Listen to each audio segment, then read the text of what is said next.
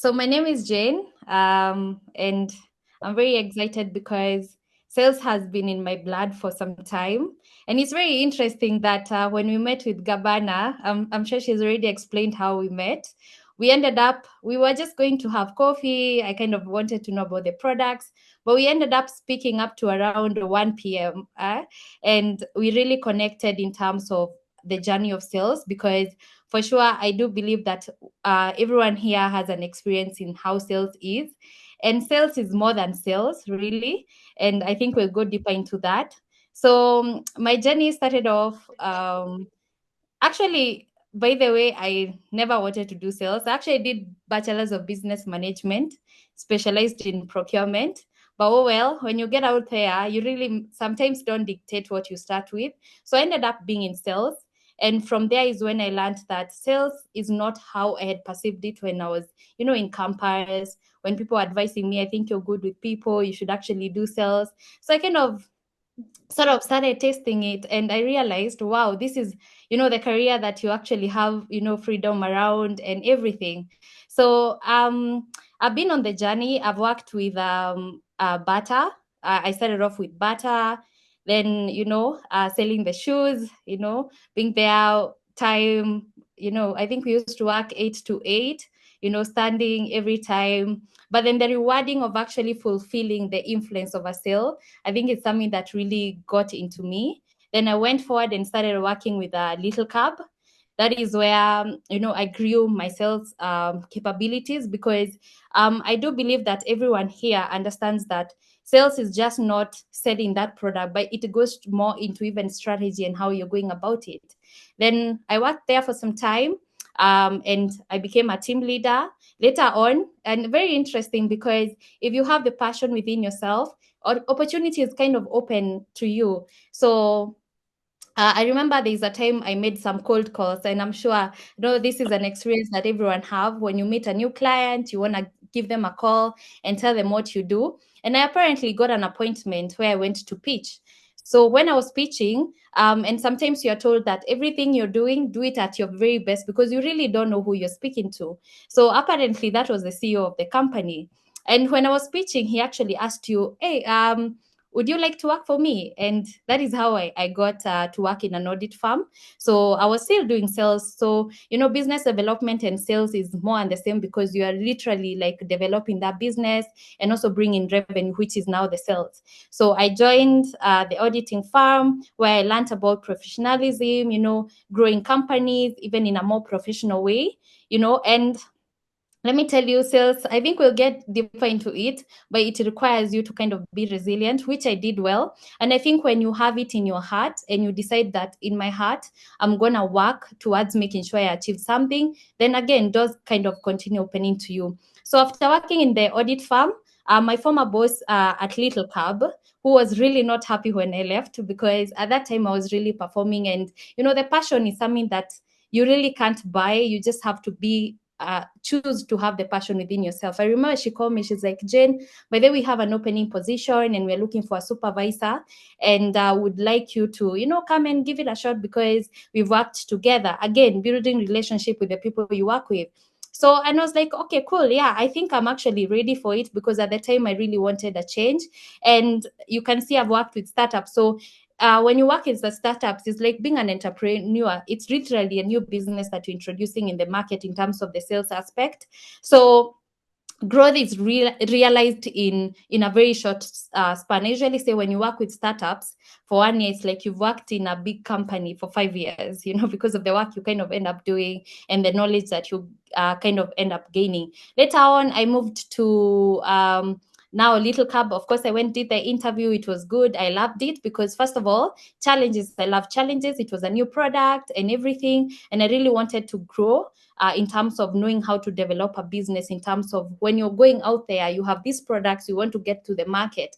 How do you create a new market, even a market that doesn't exist? So that's what I went to do. There I learned a lot about tech, and I stayed as a supervisor. I did a bit of supervising in Tanzania and Somali. I'm sure you guys know Little Cab and Little Cab deliveries. Then later on, I got poached again, and I joined Order.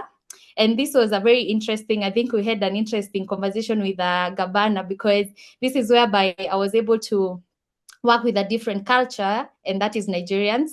And funny enough, when this opportunity came, and if there's one thing that I've learned within my growth is the ability to spot an opportunity, ability to be out there, ability to not conform yourself, be out there, be bold, being bold to see the opportunities. Of course, with carefully, with looking at the risk that are there, but carefully being enough to look at, okay, this is an opportunity. And every time you're doing anything with your clients, you have to look at the longevity or sustainability of what you're doing. So I joined Order working with a new culture, Nigerians. Good thing is that I was a new hire, so I had the best opportunity to learn about how to grow a company.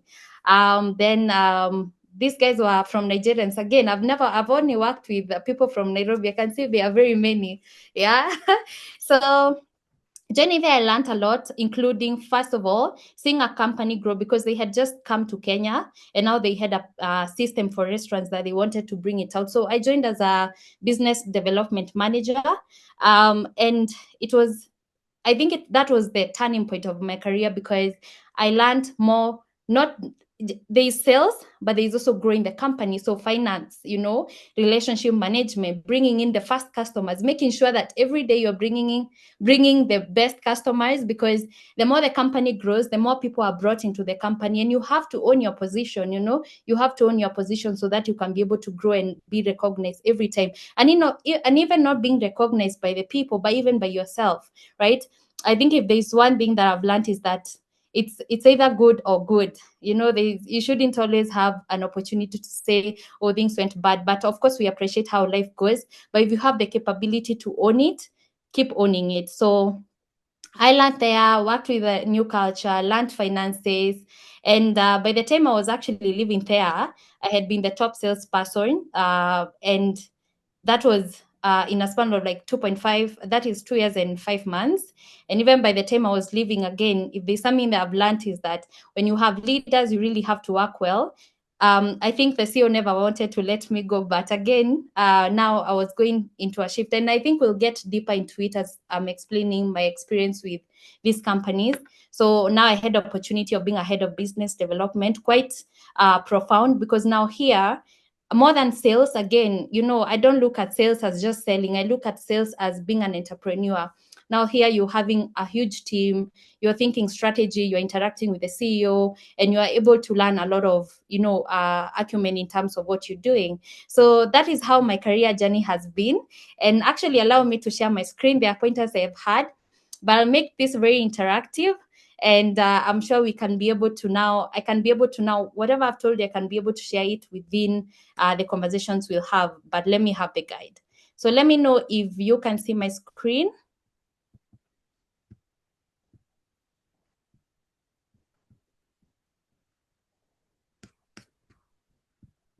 Let me know. Charity, can you see my screen? Yes, we can. Perfect. Yeah, so I've talked about my experience, how I made Charity, and I think we'll get deeper into it. But as we start this training, I think the first thing I want you all to ask yourselves, what's your why? Why do you really do what you do? And at the end of the chat or conversation, I think we'll be able to see the answers that you'll answer on your chat. So let this question ring in your mind. And I think the first conversation I wanted us to have is maybe let me ask people, what do you think sales is? I'm trying to, let me put my screen small. I think on the chat, we can be able to have an interactive session. What is sales to you?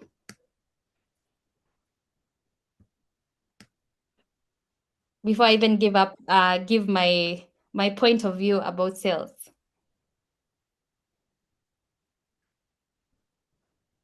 You can actually also raise your hands or something,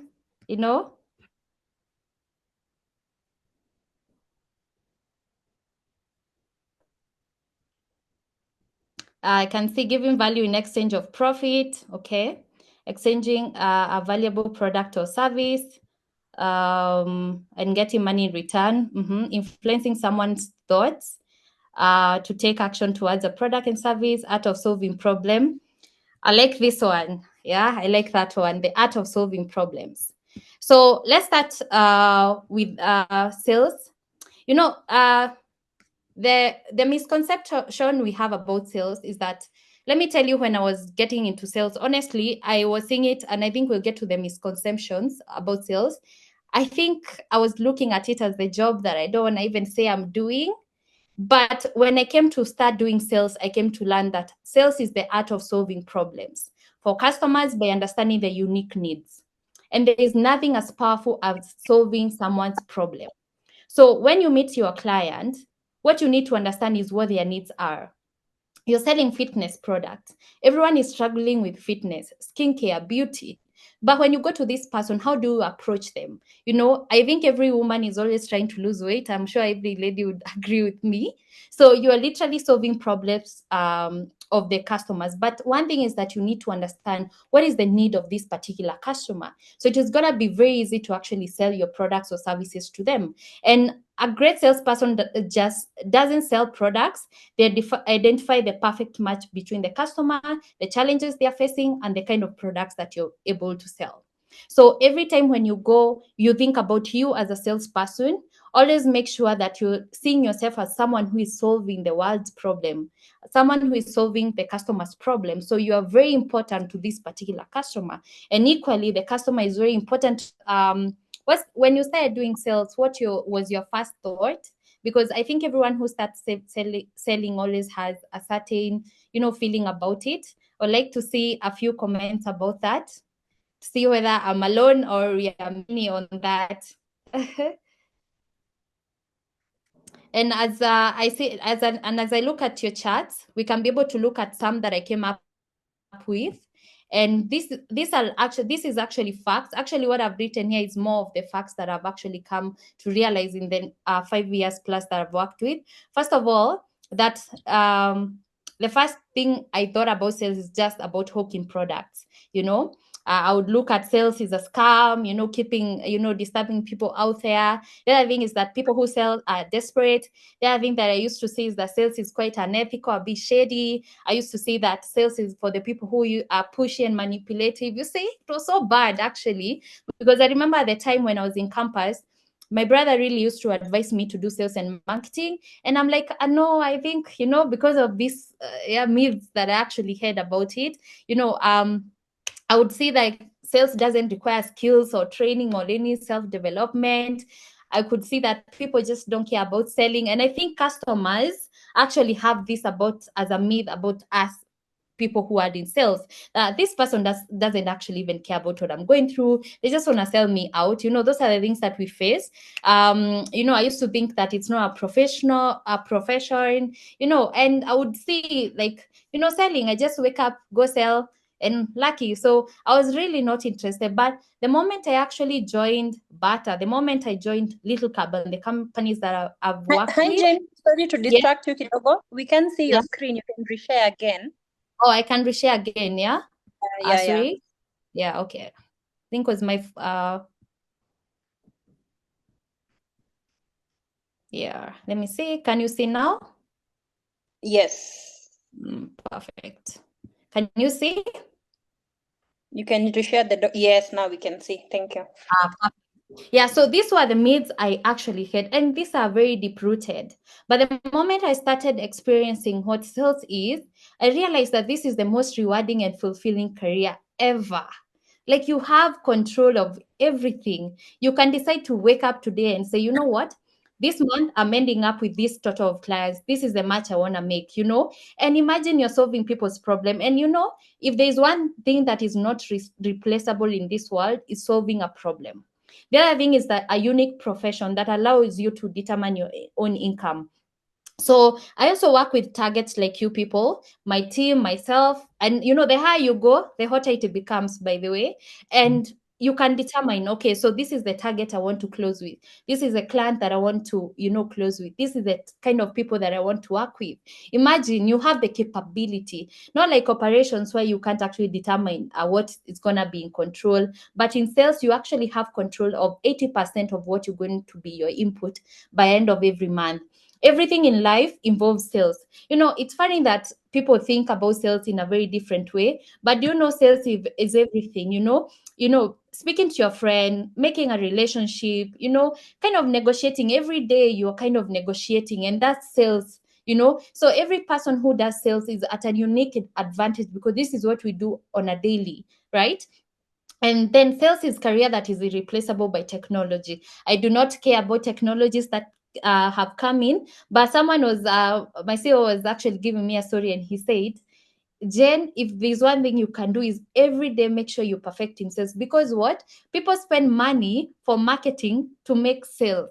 You can see, so sales is something that can never be replaced. So the more you make yourself good at what you do, and it doesn't matter, as long as you're selling a product, whether it's a service, whether it's a product, make sure that you're good at what you do. Make sure you are the best at what you do. And let me tell you, you'll never be replaceable in this world. CEOs are also sales. Imagine, I know some of the people here are business entrepreneurs. You're always selling. Even in the company that you're working in, even in the company I'm working in, my CEO is actually the best salesperson. So you can't sit down and say, this thing is not, it's shady, it's a scam. I don't wanna be seen as a salesperson. No, own it and say that it's in your blood, because even CEOs are actually sales people. So sales offers you freedom to meet new people and continuous learning. Let me tell you, if there's one thing I ever did right, is choosing this career, because the elevation I've gotten, even from the more than the people that we even schooled with, because I was telling someone that today you can actually wake up and go to the president's office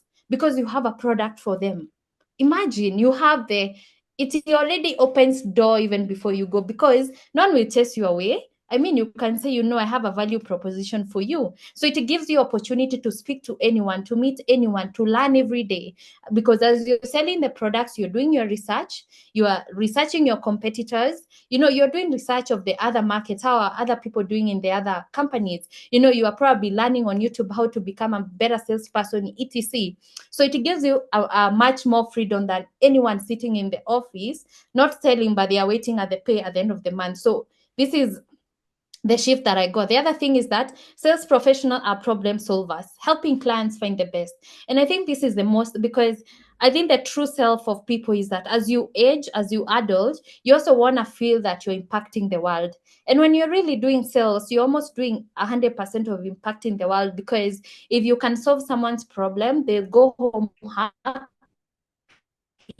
you'll go home happy, and for sure you've made the world a better place, and you're solving problems. So you are the best. And imagine, everyone here, you don't even look at yourself like a salesperson. You are even a consultant, because if someone wants to lose weight, if someone wants to, they come to you. You are like a consultant. You can imagine you're consulting for someone who can be able to go and read, but they trust you because you have the knowledge. So sales give you a certain edge in life, and you can choose how to do with that particular edge that you've been given by sales. Sales provides you a platform for personal growth and resilience and adaptability, because guess what? Is it always rosy? Of course not. I mean, sales people have to always give themselves motivation with the least thing they can even do, because remember, we run on targets, we run on meeting new people, introducing yourself to people. So you require gas, you require to be on that positive vibes every time. But the good thing is that it gives you the possibility of professional growth and resilience, because the moment you're feeling down, you have to find a way to make yourself better so that you can approach your clients in a better mood. Because you don't expect to go to someone and you're having your own, if I would say, makasiriko, and you expect them to listen to you or buy to them. And you see, sales is energy, because the way you go to a customer is how they receive it. So you always have to purify yourself or make yourself positive before you approach this person customer. Imagine sales give you that capability of removing yourself from a place where you're not positive to a place where you're positive. Also personal growth, because guess what? And even if you haven't started this, you have to learn ways into how you become a better person, better salesperson, and that helps you know, how do I strategize? How do I become adaptable in the economy? I think when COVID hit, how did you adapt yourself to grow? Because there was an opportunity for what your people are doing. As time changes, economic crisis, how do you adapt yourself? We have the capability of changing within everything that is happening. Successful salespeople build a strong, lasting relationship. and they become trusted advisors to the clients. And agree with me, when you're doing a consulting business, any business, is that you have the capability of building a strong, lasting relationship. And you know what we say, your network is your net worth. Your kids will depend with the networks you make. Lucky us, we're in sales because we're already creating networks. And like I said, you can decide to wake up here, go to the president's office and say because you want to sell a product. So you can be able to create a long-lasting relationship with people on network. Sales offers you flexible lifestyle, and this is allowing you for a better work-life balance. You know why? Because I usually look at sales as being an entrepreneur, because you're dictating, one, the income you're gonna have by the end of the month. Two, the customers that you're gonna speak to, the people that you can even decide, this is my type of client, and you approach them. Then you can be able to choose, this is the time I feel best in working. You can be able to plan yourself, plan your time, especially people who work from home. They can be able to plan themselves, so it gives you a better work-life balance. So I do agree that these are the mindset set shifts that I've actually gotten, and they've been so interesting. And before I go there, I don't know if there's anyone with a question, but I'm sure I'll be able to see on the chat because I'm sharing the screen. I'm not able to look at the chat so much, but Charity, I think you can help me control the chat. If you see something I need to answer, you can be able to let me know. But of course, we'll have a Q&A, an interactive session. So we have different types of salespeople, and I think this will really interest you. And today I said that I'm gonna just train some basics about sales, and because this training is inspired by us sitting down and realizing that you could be doing a very different thing forever living. I'm doing career, but guess what? We actually go through the same thing in every day. What the difference is actually the products we're selling, but the career is actually the same. And this is one of the enlightening things that I've ever learned from the geniuses that I've worked with. And I remember, I think I can actually bring up the story of working with Nigerians. Let me tell you something. You usually think Kenyans are aggressive, but I wish you meet Nigerians.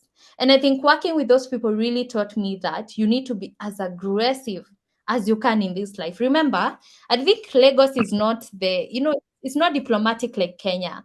There you have to fight to get what you want. And I remember when we started off working there, most of the Kenyans, we used to be called timid, people who don't talk a lot. And for sure, you'd agree with me. In Kenya, when you call someone and you're selling to them, they will tell you, wacha, nikukwambia, I'll tell you. Instead, they are really not straightforward. But what I learned with working with a different culture is that they have a culture of being straightforward. If they don't want something, they don't want it, and they will tell you why. So of course we had to kind of integrate ourselves to be able to adapt and be more aggressive, be straightforward, come out there, be bold. And that is where I started my boldness journey on a real 100%. And I remember there's this lady who came to Kenya. They were actually two. They were Nigerians. And when they came, I remember I was telling Charity that the first thing they came, when they came to, I think, Broadwalk Mall, she went to a gold store. To buy the jewelry, the gold. And I remember myself with the Kenyan saving and everything. I'm like, you mean she's actually looking for real gold? I was shocked. I'm like, this chick, we're actually working in the same company. And that is where I came to learn even more about lifestyle. Because I remember she told me, Jen, now with how they talk, when you work hard, you treat yourself right. And because you have the lifestyle in your mind, you'd always make sure you work hard so that you can be able to afford the lifestyle you want. And I remember that was such a shift. I kind of started admiring, because I think we are brought up in the culture where, we are told to do the bare minimum, save, don't enjoy the life. But let me tell you, if you decide to, come out and decide, I'm going to work hard, I'm going to push myself so that I can be able to afford everything and anything, it's actually possible. And actually saw it that day. And I remember I stayed with her for like a week, where I used to take her around where I usually work with maybe my customers when I'm pitching. And one thing I learned from her, one, was self-respect. I remember when she met the clients, for the first time I saw someone standing up to greet all the clients she's speaking to. The respect she was giving people. For some reason in Kenya, sometimes we are just lagging down, and probably we don't have, they appreciate, because they know this customer is who is going to give me this lifestyle. If I solve his problem, he's going to give me like 100 referrals, so I have to treat them well. I have to make them feel like they are home. So, and I remember when we were doing our pitches, I could see how aggressive she is into giving value proposition. Because one of the challenges that we do have as salespeople, and as we go with the sales type of salespeople, you'll be able to see what I mean, is that we are quick into saying, I sell this product, I sell this service. But have you ever asked someone, what's your goal in the next 3 months? What's your personal fitness goal in the next 3 months? And they'll start telling you, actually I've been trying to diet, I've been trying to lose weight, I'm struggling, I don't even have the time. Sometimes you have to ask a client an open-ended question, so that they can be able to pour more to you, so that you can be able to learn more and be able to know what kind of a product you offer to them. So for me, I learned that art of, don't just go and start telling the client, now I'm selling this system. I know you are having another system and I want to give you a better one. No, you start off by learning how has business been for them, and you can craft it into now what you're selling, understand that, because customers want to feel that they are cared for. Because even you, when someone comes to you, sorry, and they're just selling, you'd probably, just throw your hand and walk away. So you have to always be in that mood, patience of understanding who my customer is. The moment you do that, you're able to talk, tell them, give them knowledge. And remember, you're not selling. As you go to on the ground to talk to these people, remember, you're not selling, you're showing them a new way of operating. Because if someone has been struggling with what they've been doing, they've never probably been part of what you sell. Now you tell them, by the way, we have a new way of how you can do this and this and this and this. And they'll be willing to know, okay, tell me more, because you are now a teacher through them. You're not just a salesperson, you're a teacher, you're a consultant, you're showing them a new way, you're helping them get to their goals because you've cared for the customer. So I remember now, after, well, I learned this, I was actually shocked, the aggressiveness, the follow-up, the passion till my customer understands, and I think we give up a bit easily in maybe myself, I was that person who would a bit give up easily. Even if I had made some wins in my career, I would still give up. And that is when I learned that do not give up. And even when you get a no, you gave it your best. And for sure, you wake up, dust yourself. And I know my CEO usually say, move, fail forward, fail but forward. Don't just stay there, I failed, I didn't meet my target, now I'm not the best. Just fail forward, decide, okay, now what do I do from now? And then of course I picked a lot from those people. And one thing I picked from them, the other thing was follow up. Because once we would speak to this client, they would not stop speaking to this client till they understand why. Why are you not taking my service? I consulted, I gave you I just want to know why. Because the why also helps you know, maybe are you doing something wrong, or maybe it's not the right time. They would even tell you it's finances, and you can be able to get to know, okay, when can I be able to kind of come back and talk to you? And I remember the follow-ups she was making. Remember, you're already caring for the customers. Don't shy away, because we do shy away. I don't want these customers to see me like this. I don't want the to be no. Just don't shy away. Be bold a bit. Follow up. Check up on the customer. That is things I learned. And do not be, because I was shy. I never, after I followed up with you for 1-2 times, I'm like, this client will start saying like I'm desperate. But I learned there's nothing like that in sales, because sales is the art of solving problems, speaking to people. So don't have a challenge. And they really changed my perspective. From there on, I became very aggressive in terms of how I want to know the customers, identifying my customers, following up with my customer, wanting to understand, why did you say no? At least let me know the exact truth, so that I can be able to know how I can help you. Even if it's not now, I can come back later, or when I go to this client, I'll know how I can do it better in a way. So I we'll dive into that conversation as we continue. And now that working with now my Nigerian people, because for sure I learned a new perspective, and even everything that I've done with even the other colleagues I've worked with, that we came and realized there are types of salespeople. One, there's lone wolf. So what I usually say as a salesperson, You really have to understand who you truly are. These are the people who follow their own instincts, they're self-assured. The challenge with being a lone wolf is that they are not team-oriented, which is very risky, because if you're not team-oriented, it's very hard for you to grow even in ranks in a company or even in what you're doing. So lone wolves are the people who will meet their targets for sure. They will grow personally, but if they want to be a leader, it becomes very difficult because they are not team oriented. These are the people you tell them, by the end of this month, I want you to give me these sales. That's it. Then let's talk before the end of the month. But you see, they haven't had that interaction with the team or colleagues. Then we have the challenger. And even before we go to the challenger, let's talk about relationship builder, especially in Kenya. To build relationship, it's not a problem, but sometimes it's good to understand. Um, it's a thin line. Let me just say it's a thin line. What we do in sales is a work of building relationships, but sometimes build relationship not with a goal per se, but just make sure that you're not missing the point. If this was a customer that you can buy your products, um, be able to put yourself as a consultant in a way, so that you can be able to build a good relationship whereby you are able to get value for what you went for. And I don't mean that now because someone doesn't buy your product, now you are enemies, you're already blocking them. What I mean is that sometimes when you build it's like family. Sometimes when you build a relationship, um people no longer see the need of promoting you, right? So you always have to guard your position as a person, because at the end of the day, the people interact with end up being customers. So as you're building your relationship, have boundaries. Don't you just have your own boundaries, don't cut the boundaries. And with time, people respect boundaries and they're able to understand what you do, and they're able to be your customer and refer you, and it's a happy relationship. But we'll be able to go to the best. Now I said, let me just read it after going back to this.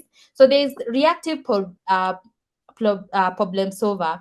So the challenge of being a reactive problem solver is that you are not actually reacting to the problem itself. This is like the work of an admin. So as a salesperson, you really need to come outward and look at what is affecting and what is in control of what you're doing, right? So as you're solving problems, look at your customers, be reactive into what your customer need. Be reactive in market strategies in terms of where you need to get your customers. Yeah. So then we have the hard worker.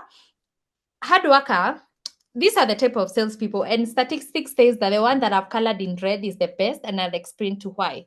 The hard worker, these are the people, who wake up in the morning, do everything. By the end of the day, the results and the hard work they've made kind of doesn't really make sense.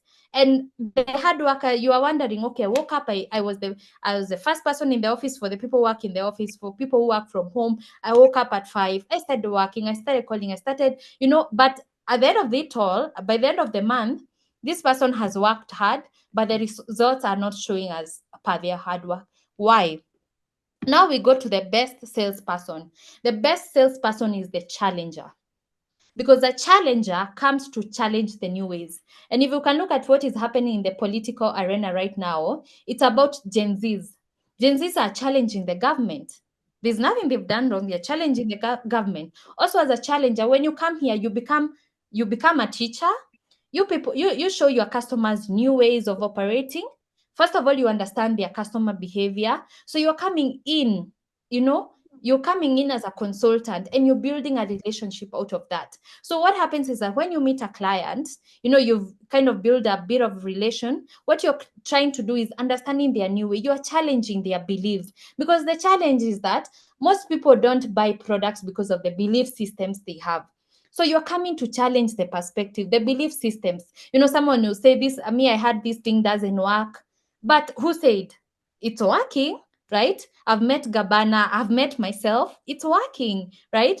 So you're challenging who said, who told you that? Maybe is it something you did wrong? Maybe the person who trained you, or maybe the person who sold to you didn't guide you how to go about it. So you're kind of challenging their perspective, not just accepting it. So a challenger is the best type of a salesperson. And I would urge everyone in the call, as you leave this call today, strive to be a challenger. Strive to go into that room And after you understand your customer, challenge their beliefs, show them new ways. Remember, new ways. You're showing them new ways of operating, and for sure you'll become the best salesperson. And I think we'll be able to interact more. I'm sure that you're building up a few questions. And we can talk about the qualities of a good salesperson, because now we've talked about the needs, the mindset shift, the types of salespeople. Let's talk about the qualities of a salesperson. And I don't know whether I wish I would have hidden my screen and asked everyone, but I'm sure we'll be able to have an interactive session because of the interest of time. And I think the best thing you can do as a salesperson, remember, we are calling ourselves consultants. I consult for this particular category. You always feel good. Well, sales is a core thing, selling. But when you're out there, sometimes I will say I help businesses grow. Sometimes I'll say I'm a business development. Sometimes I'll say I'm a head of sales, because the title doesn't limit me, right? So you have to be free with who you truly are, depending with who you speak to. So the first thing is in-depth product knowledge. Do you know your product? You see, there's no way you're going to become a challenger if you don't know your product. Bet. Yeah.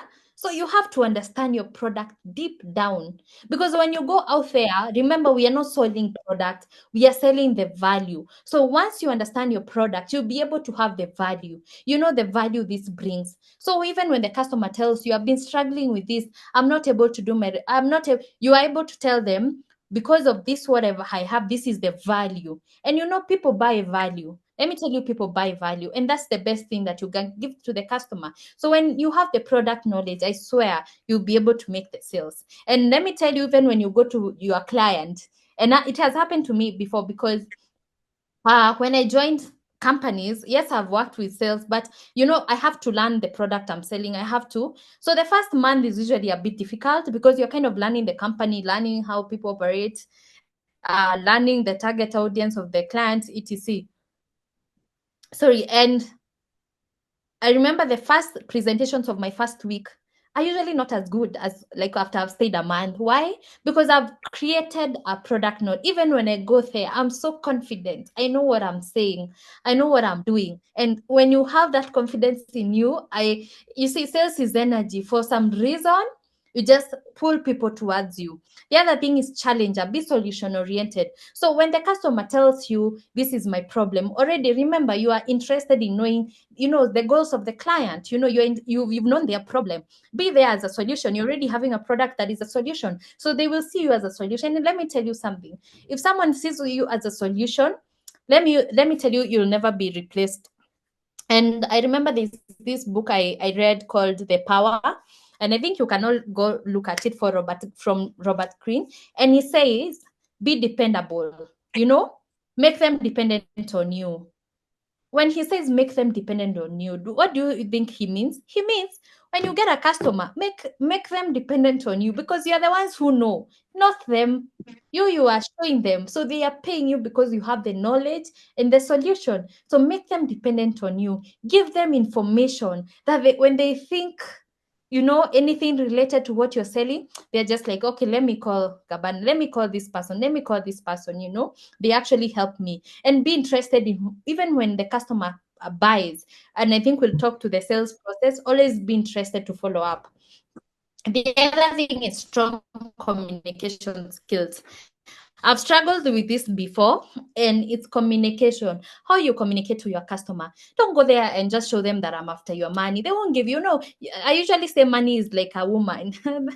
Anyway, the men here will understand. The more you chase it in a different way, the more it runs away. So you have to have great communication skills to your client, so that they can be able to see you as someone who is strategic, someone who is coming to solve their problem. Even when you communicate your products to them, let me tell you, one of the challenges I've realized is that sometimes it's not that you didn't sell. Maybe you didn't show them the value. Maybe you didn't communicate what your products are all about. So you have to always have the strong communication. By the time you're leaving after speaking to the client, they have understood what you do. They sort of understand the value, and they understand, if I was to come on board, this is where I start. always give the client the clear picture of this is how you would start. It's like a routine. You are creating a routine because you guys sell the healthy products. So it's very easy. It's like you are creating a routine. Where I work in a marketing company, agency. And what we do is sometimes you plan the client. You're telling them, we're going to run a campaign. Maybe they've come, they don't even know, and they want one month. You tell them, you know what? Phase 1, we're going to do marketing. Phase 2, we're going to do sales. You're already kind of giving them a routine and dictating how you'd like them to work with. So you're telling them, okay, phase 1, C9, phase 2, fit, I think the fit 15. Then you just continue telling the client how you'd like, you kind of planning a routine for them. The other thing is confidence. Let me tell you, confidence opened doors for you. Let me tell you a story, guys. So when I joined the current company, so I remember we were supposed to have and I hope my screen is showing still. Yeah, I just remember I not put it on. So I remember we were supposed to have a meeting. We were launching a digital product called Ajira, and we were supposed to have a panel discussion. So the CEO had told me we're gonna go together so that I am able to see how the panel discussions are held. So that was it. So in the morning, I woke up on time. Luckily, I woke up on time and I was there on time. When I was getting there, guess what? My CEO's number was not going through. I was so astonished. We are Latole Sereni. People are there, corporate people. I don't know. I'm stranded. It's my first 3 day. It was my 4th day in the company. Then when I got there, because I preferred that job, the guy I met who was actually now checking the roster of the people who are supposed to go on the panel tells me, you know what, Jane? Since the CEO is not here, you're the one to become the panelist. Hey, imagine myself. I don't know I'm literally 4 days old. I don't know a lot. But the good thing is that I always try to learn fast with the knowledge I've had. And even when everything I do, I always learn. So I'd learn a bit of the product and service, and already also interacted with a few of my colleagues. So I kind of had an idea again.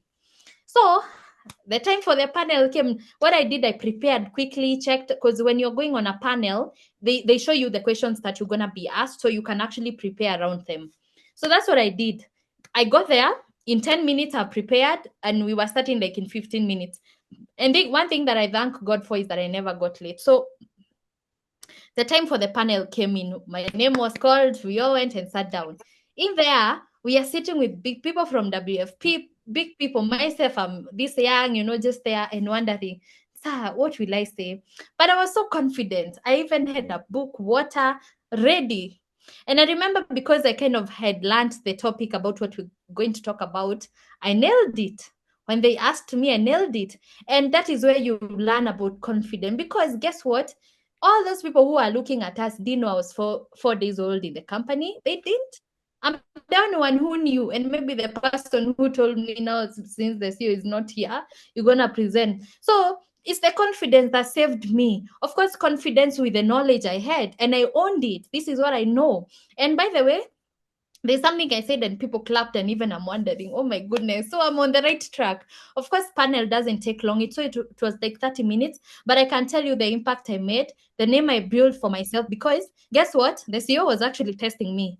And of course, the feedback he got was able to show him that I have the right head of business development. And that's a very critical role in a company. So, and I passed my test. So the confidence, every day I learn confidence. And there's also another scenario where I got myself doing a presentation like this, and that was me representing my COO, because that time she fell ill and she was like, you know what, Jane, since you're our head of sales, I think you're the best person for this thing. I was practicing at night what I'm gonna do tomorrow to maybe, training people on some digital marketing. So, and that day I nailed it again. So it's always be prepared in your mind. It doesn't matter. Be prepared and be confident. Resilience and persistent. Let me tell you, sales is not a joke.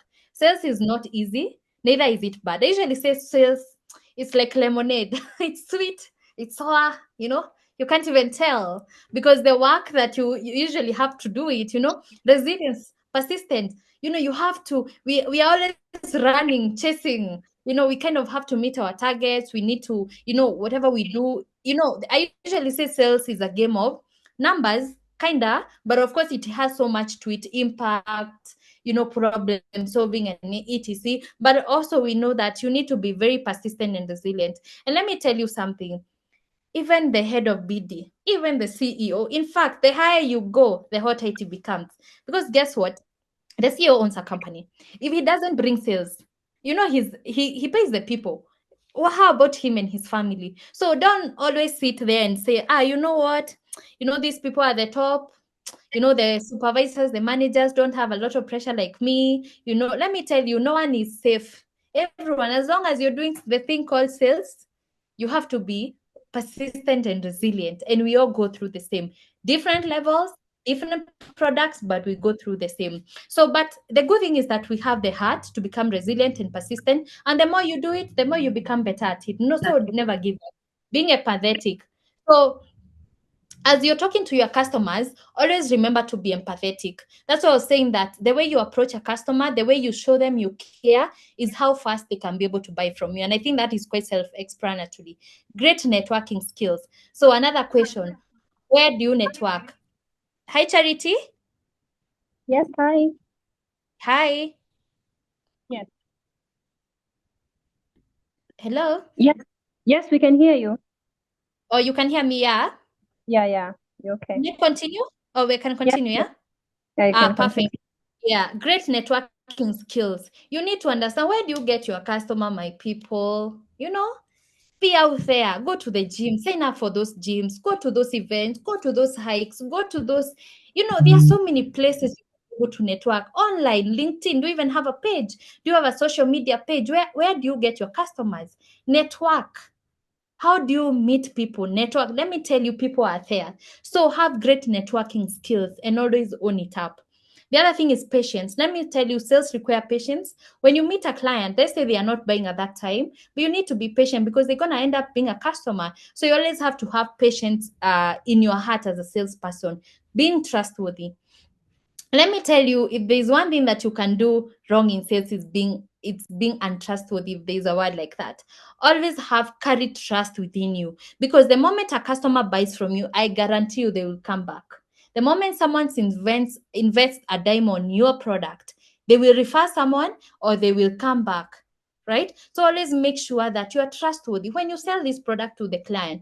Make sure that you're following up, make sure you're guiding them, and I don't mean pastor them every morning, hey, I'm following. No, no, no, no. Be trustworthy. Make sure that you're authentic, that you're taking them through a process. And also you are, as a person, be trustworthy. Be goal oriented. Again, is a target kind of, you have to have your goals. So maybe the question, as you ask yourself, remember the question I asked you all to ask yourself, what's your high? The other thing is, how are your goals aligned? We are now starting a new month. So the first thing you should do is tell yourself, okay, July is over. This is what I've achieved. Go back, work backwards. This is what I did. This is what I've achieved. This is what worked for me. This is what I've done best. So as a salesperson, always be goal oriented, so that you can be able to say, now from here on, this is how I want to work. This is how I want to be. This is how, so be goal oriented, because you choose. You say, this week, this is my target. I'm gonna go here, network here, open this, go to this club or networking group. I want to get 10 clients this week. This is the products I want to sell. Always have, and I usually say, for salespeople, goal oriented, see theoretical. You have to have specific this week, because as you pray about it, as you manifest it, it's what you've written there. If we do a game of numbers, then also you need to be very specific in the goals that you're achieving, what is set for you by your managers, and even you yourself, what you set for. How many clients do I need to recruit? How many team members do I need to grow with by the end of this month? And for sure, if you're that specific, for some reason it starts happening. Be adaptable.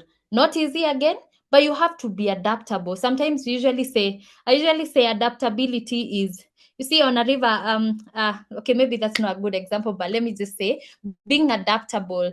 The fact that when the water goes down, you go down with. When it goes up, be adaptable. You're looking at the season, you're able to integrate yourself. Even if the economy is tough, people don't have money, there are people who have money, people are still buying. So it's how you are adaptable, it's how you are able to craft yourself. So adaptability is very key for you to be able to forge forward for a long time, like Gabana, 7 years in sales, and you're not folding.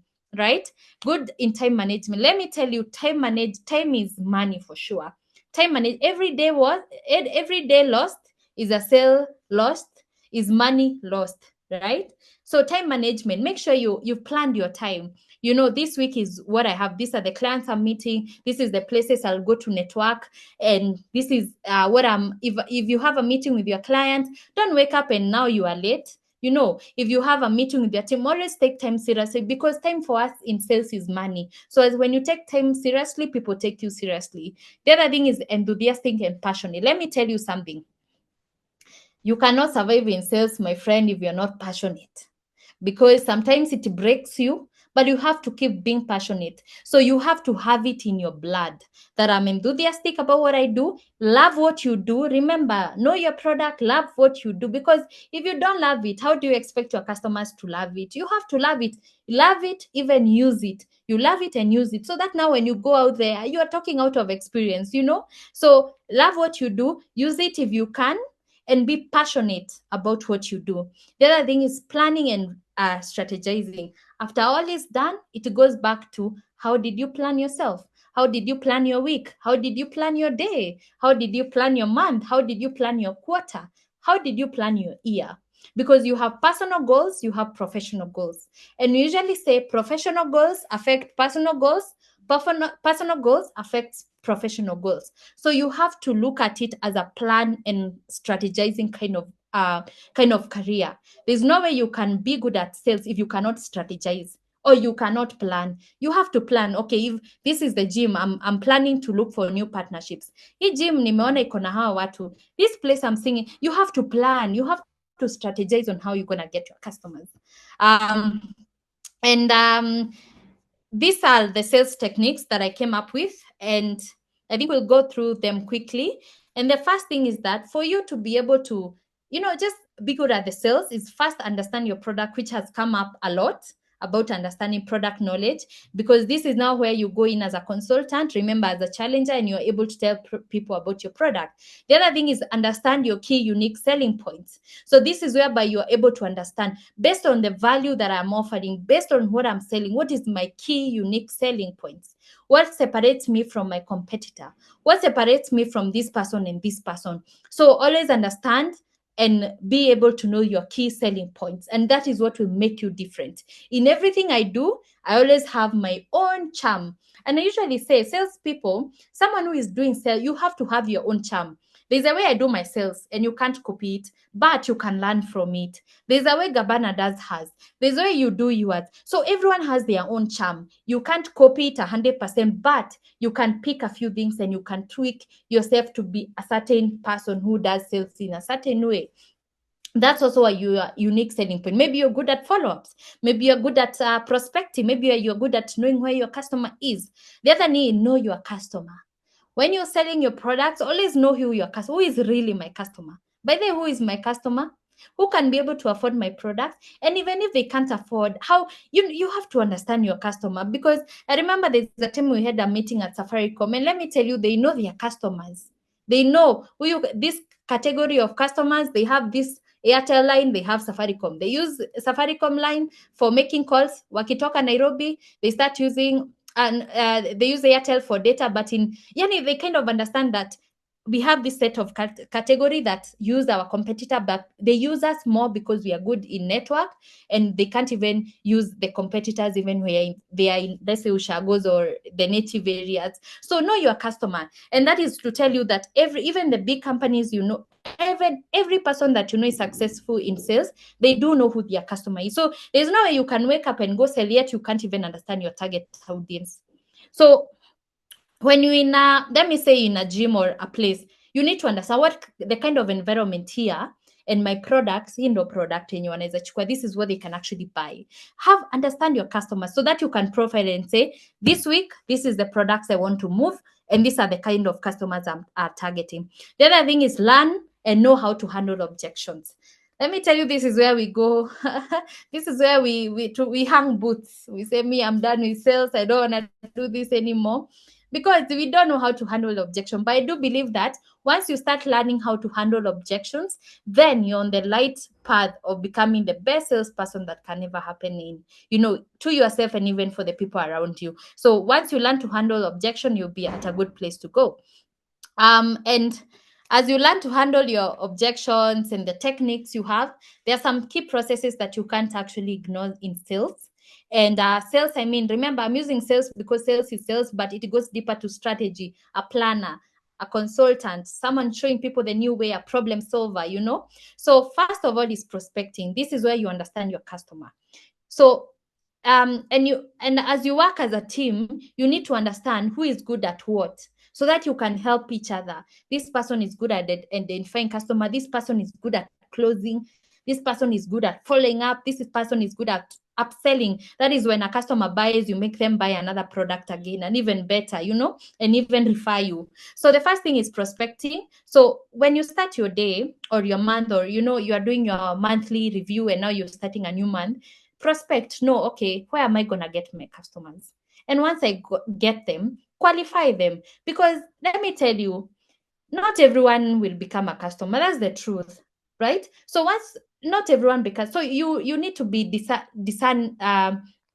to cultivate the power of discernment as a salesperson and understand, how do I qualify my customer? So once you meet people and you sell to them, you can be able to tell huyu haizi toa more than this, but maybe in the next few months nikishampea product yenye atafurahia, anaweza toa huyu, anaweza. So you are qualifying the customer so that you can be able to approach them by what they can be able to pursue and even upsell them more. The other one is need assessments. Again, I talked about it. You need to understand what is the need of this customer so that you can be able to offer them value.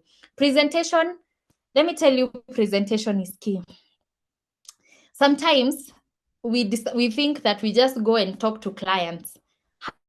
Sometimes presentations is even by showing them the customer's feedback. Testimonials of my customer. This is what my customers are saying. This is show them something. When you go there, don't just go empty-handed. You look like you just woke up and you wanted to close. Present. Sometimes if you need to create even a small flyer, to just show customers what you have, and even later on send them the catalog, send them a video of you probably talking about your products. It's the best thing you can do, because you're sharing information. And on that, show them. Actually, customers usually take a lot of feedback, reviews, and testimonials. Testimonials nowadays, because of how the economy has been, people don't trust each other. Testimonials becomes a very big thing. So if you have a chance of taking any testimonials, please kindly do, and always show your customers, this is what my client experienced, this is what my client is saying. Never leave that outside the table, all off the table. Handling objection. When you are on this stage, you're also handling objective. Mtu amesha kwambia albae, hashiki simu, amesema no, so amesema hana pesa, maybe you have a payment plan. So when you're handling objections, you look at it, is this an objection I can handle? It's for sure it's a no. This client amekataa kabisa. It's okay. Dust yourself and again fail forward. But sometimes you need to understand the thing. When I was telling you about that lady taught me, understand the feedback, the deep feedback. Why? Why is he saying no? Perception, maybe. Show them testimonials. Is it pricing? Do you have a payment plan? Or help them see, if you don't invest in this, you're gonna get sick, then you're gonna spend this money. Sometimes do mathematics with clients. People are visual. Show them, you don't invest in this, you get sick, you spend this money in the hospital. But you would have saved yourself from all this by doing this and this. So sometimes you also have to do mathematics with these clients so that they can be also, even when you're recruiting customers or teammates, tell them, okay, how much are you earning? If you invest this time of money, imagine in a month you can be able to have done a return on investment. Like you're doing a mathematics with this particular person. So that's why I always encourage any person going to talk to a customer, always have a book and pen, because maybe you need to drawing figures of showing a customer so that they can be able to understand. The other thing is closing. So anyway, you've been able to become a good salesperson and you've closed this client. So they've paid, you followed up. Wengine wanasemanga sasa mimi ni hivyo nimemalizana na huu client. That is the first mistake you make, because that customer can build an empire for you. So always remember to follow up on your customer in management. And if you promised, You're going to show them how to use this product. Be there, at least give them a guide then, if you don't have the time to do that. So don't always leave the client hanging, so follow up on the customer, and even after that, follow up to know how it is, and even now introduce them slowly. After you follow up, they even be willing to know, is there more? But they have, always, you can be able to upsell, but awezi close client umnyamazie, then 1 year later ama 1 month later, hey, sasa nilikuzia, right? So you have to follow up, and I don't mean every time, but show some empathy, so that now you can be able to upsell. And let me tell you, the good thing, I said again, the moment someone invests in your business, let me tell you, it's a vulnerable place of people. The moment mtu ametoa pesa amekupatia, bado atakupatia pesa ingine. So you have to always know that when a customer invests in you and you give them a good customer service, for sure they will refer people, and they will even maybe be interested in the business that you're doing. And now you can be able to upsell them and even create a more better partnership. And again, when you are selling, remember, sometimes you even look at partnerships, invest in yourself as a salesperson, be bold, think big. There's someone who told me, I remember my first sales manager told me, think global, act local. Glocalization. She used to call it glocalization. You are thinking global, but you are acting local, because maybe the local processes can't change so much. But as you are thinking global and acting local, you're already a different person than everyone around you. So always make sure that you're different. Don't just be the same. Try to be different, just try to be different from any other person and create your own path. So I think this is one of the most interesting part I wanted us to talk about, and about some of the challenges that we usually face in sales and how to overcome them. And the first thing is rejection, which is very common and discouraging, I won't lie. But to overcome them, you need to stay resilient. And this is a document I can be able to share you. Develop a thick skin, be able to learn and improve, so that you can be able to know if for sure this was a no. Don't stay there. Know what went wrong and dust yourself again, fail forward and stay positive. So there are so many ways in handling rejection. Sometimes it could be, giving people counters in terms when they say no because of price, give them a payment plan, or show them they need to invest because of maybe a challenge they may face that may need more money than what they would have invested. The mathematics, but also stay positive as you go about sales. Finding quality leads. Let me tell you, this is key. One, networking. Once you network out there, you meet the right people for your products. And the good thing we are told in sale, out of 10, 2 is the customer. So the more you speak to many people, the higher chance of getting more customers. The other thing is leverage on social media. First of all, I think as even I talk, everyone who has social media, please just press 1 or yes. Because if you actually don't have a social media page, then I don't know. So invest in social media. Like, that is where the leads are. Boost your products ads. Invest in your business. People are there following you. Those followers can become customers. You can create content. Right now, the digital world, there's so much you can learn from TikTok, YouTube, Facebook, this WhatsApp business. Be willing to go over and beyond, right? The other thing is use tools. We have Canva. You can create posters for your clients. We have ChatGTP. If you need content, it can help you. We have YouTube content creation tools, CapCut. Like, there are so many things you can actually use to make sure that you deliver the right quality content to your customers, and even stand out in how you do your things. Don't want to be normal, be abnormal in a good way, so that you can be able to be different and attract the right customers. The other things is gaining customer trust.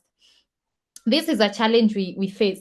And the first thing you can do is be honest and transparent. What I mean that when you go to this client, like, want to be, do not put yourself in a position that the client will mistrust you. This goes by how you communicate to them, how you sell to them, even how you follow up with them, and just have the integrity part of it when you're dealing with customers. Show testimonials and case studies. When customers say, me here you work, so how do you show them it works? Testimonials and feedback, reviews. Always make sure your client give you a review in a way. You don't have to tell them make sure you give me a review. Follow up, tell them, hey, how has it been? Whatever they tell you is the review, testimonial, or the feedback. Take it positively, it's bad. If it's good, make it, print it, have it as part of your presentation when you're speaking to your clients. The other thing is follow through. Consistency into deliver promises, because sometimes mtu akisha kulipa ni hivyo, umeshasahau your story, utampigia tena a month later ukijua your product imeisha. So always be in a constant journey of delivering what you promised, building a good reputation and reliability. And I remember someone never told me, people hire you because they like you. People buy from you because they like you. And the main question my CEO used to ask me, my Nigerian CEO, is, Jane, do people like you enough to buy from you?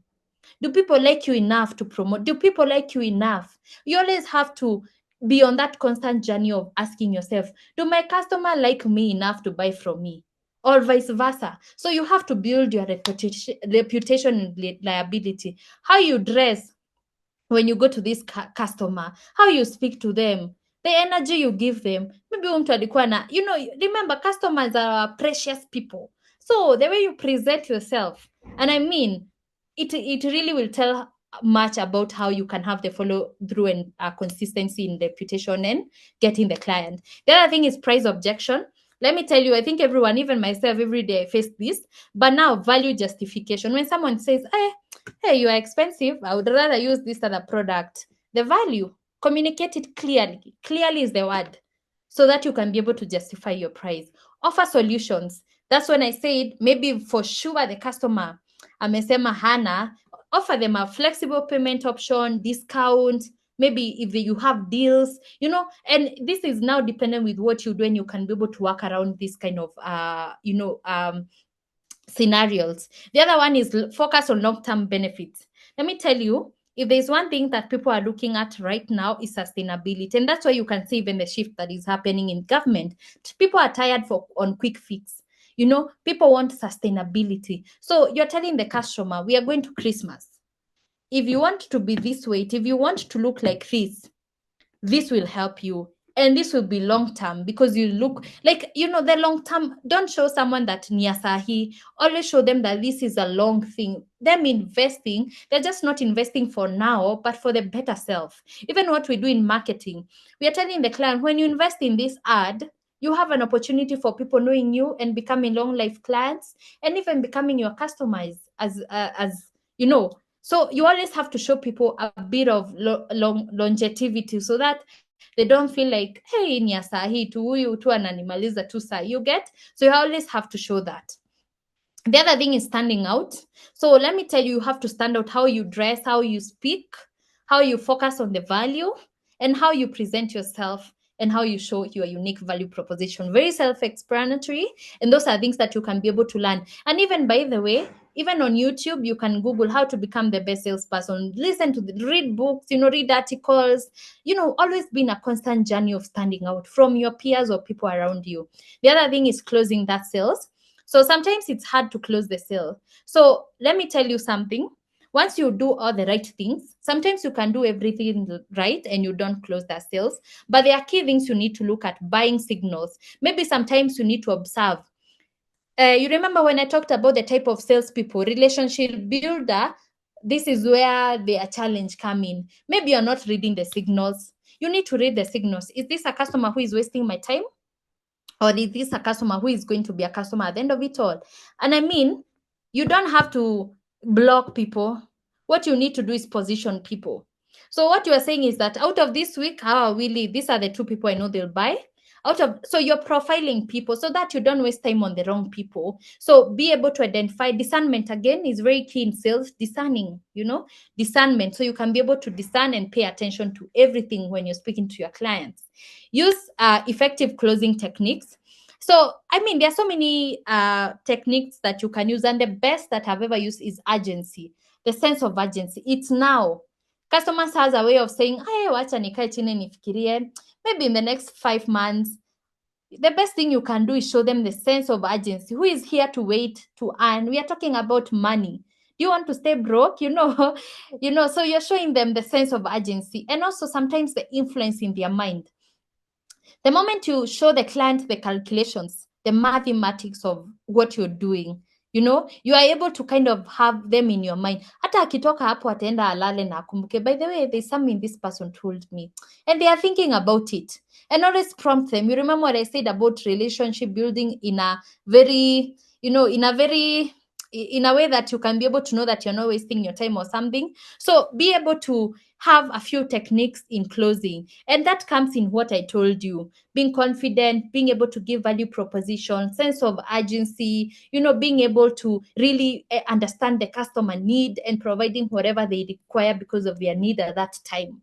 The other thing is addressing concern. Let me tell you, sometimes you need to be prepared to handle last minute. You can wake up and you're going to sign that contract and you go back without the contract. I mean, let me tell you, there's a time I remember when I was at Little Cab, and when I went to do the sales, and I remember I had gone to sign, but I signed it anyway, but I was ready to handle the objection because it was GA insurance, and I was sure maybe they were not going to say, because the questions they asked me that day when someone is going to ream the money, they may wake up and ask you a very difficult questions. That's why you have to be very ready in every day. Be ready to answer, handle objections and hesitations. Never just sit there, you don't know. It's okay to not know, but sometimes you need to be prepared so that you can be able to know you've gotten this sale to the finish line. The other one and the least, and the last one of it, sorry, continuous motivation and focus. Let me tell you, as a salesperson, you have sometimes what I do with my team and in my department, if we have a target of this, it's a huge figure. I break it down into per day, per week, per month, per quarter, so that it looks achievable. So it's good for you to create short-term goals and long-term goals so that your mind can be able to accommodate this. So it's good to have you have to, so if you have a target for a week, break it down into days, into weeks, so that you can be able to see achievability of it and to get there. So if you said I want to have these team members by the end of the month, go back and say, so meaning per week I need to have this, meaning per day I need to make this much effort so that I can be able to achieve this goal. The other thing is celebrate small wins. Sometimes we are looking at the big wins for sure, which is good, but sometimes you have to be having the willingness of celebrating this. So have you been able to communicate better? After this training, you've gone there, you are able to, go back, read your product and talk to your customer in a better way. Celebrate it. Even the small wins of closing that one client, hitting the targets you've hit this month, so that you can be able to do better and feel good about yourself. Because remember, sales is about being positive at all times. The other thing is stay connected. You guys work as a team, I work as a team, so always have the team orientation. Remember, the problem is that some people sometimes start seeing like it's a competition, but it's a collaboration, it's a partnership. You can't do it if my team doesn't perform. Let me tell you, if I perform and my team doesn't perform, I'm not performing at all. If they perform and I'm not performing, am I a good reader? Really? So at the end of it all, we have to collaborate together. We have to put our differences down and know this is good at this. So sometimes ask for help. If you know someone can help you close that sale, go with them. Borrow their car. Like present yourself in a better way. So get some mentorship. Ask them questions. So stay connected with your colleagues, mentors, support system, and also go online, read about things, read about customer. Always stay connected so that you can always be a better person. And when you talk about long-term rewards, like I said, I like long-term conversation. I think the first is financial growth, because for sure, says you have the freedom to know how much you're gonna earn. You can, yani unaweza amka tu seme I want to make $1 million by the end of 2 weeks. And it can happen. So financial growth, you have the capability to dictate your finances.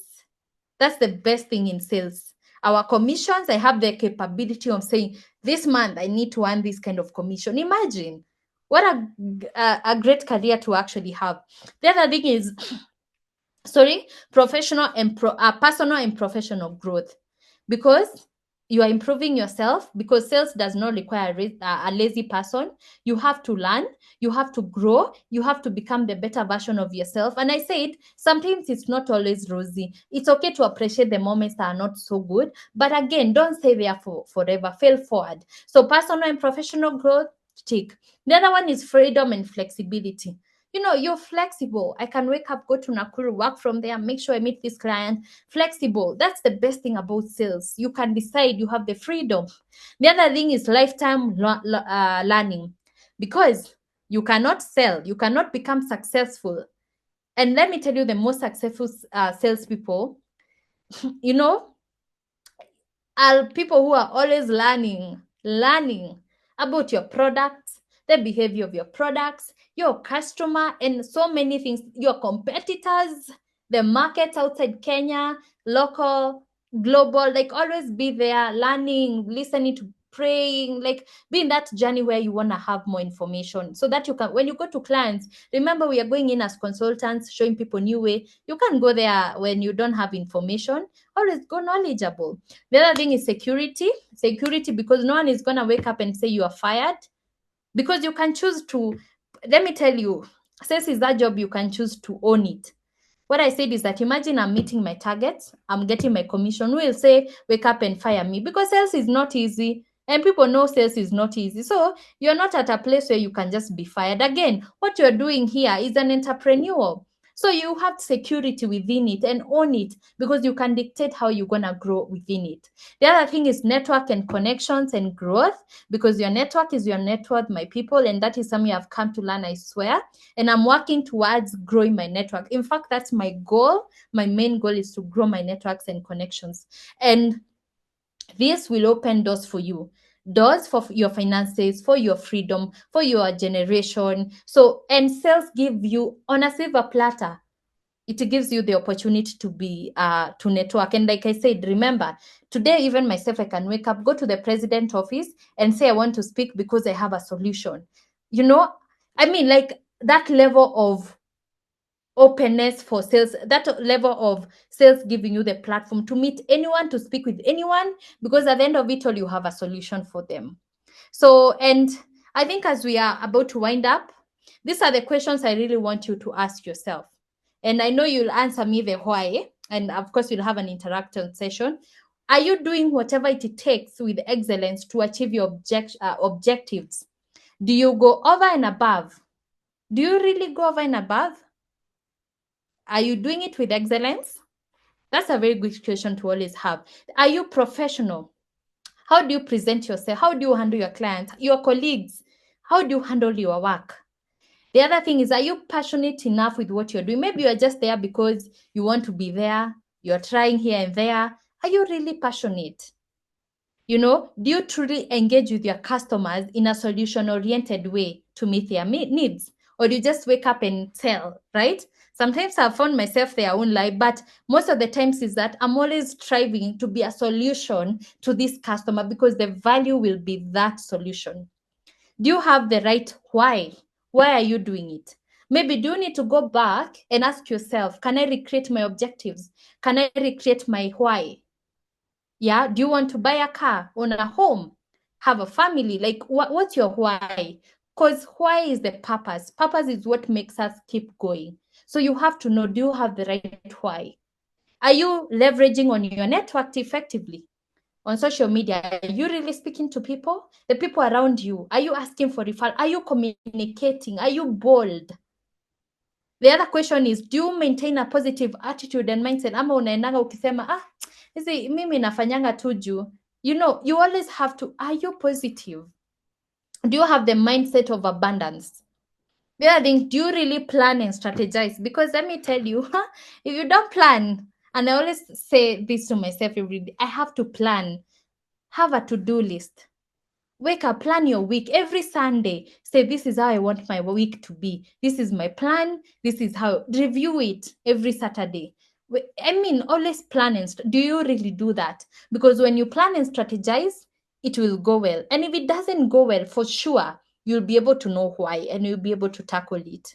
And what I usually say is that it's not what you do, because remember, I'm here talking to you, but I have my targets. I have a team to lead. You have your own product you're selling. I have what I'm doing, but we are facing the same thing. But let me tell you, it's not what you do, it's how you do it. There's a reason to why I'm here. There's what I've done to be here. There's what you've done to be where you are. And everyone has a different path. And again, it's not what you do, but how you do it. And these are the main guidelines for sales success: consistency, confidence, hard work, determination, discipline, and loving what you do. Because I said, love what you do, use what you do, because there is no way your customer will love what you do if you don't love it. And again, do you know why you're doing it? Always remember your why and why you started. And there's one mantra that I usually have: be bold, be shameless.